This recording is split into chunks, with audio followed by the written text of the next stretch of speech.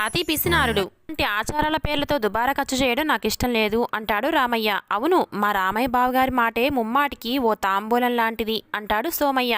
సరే, మంచి రోజు చూసుకొని ఇరువురు మా ఇంటికి రండి, దివ్యమైన ముహూర్తాన్ని నిర్ణయిస్తాను అన్నాడు పూజారి. అయ్యయ్యో, ఎలాగూ మీరు మా ఊరిలోనే వారే కదా, కనుక భోజనం చేసి వస్తారు, అందుకని అలాంటి మర్యాదల జోలికి వెళ్ళంలేండి. కాస్త మంచి తీర్థం తీసుకొని కొద్దిగా ఒక్కపడి చపరిస్తూ పెళ్లి విషయాలు మాట్లాడుకుందాం అంటాడు రామయ్య. ఓ చేతిలో ఒక్కపడి డబ్బా, మరో చేతిలో మట్టి ముంత టేబుల్పై పెట్టి వెళ్ళాడు సుందరం. బొడ్లో నుండి తమలపాకులు తీసి సున్నం రాసుకున్న పూజారి 4 ఒక్క పలుకులు నోట్లో వేసి నమలసాగాడు. రామయ్య బావగారు, ఒక్కపడి ఎంత ఖరీదు? ఎందుకు ఇలాంటి దుబారాలు?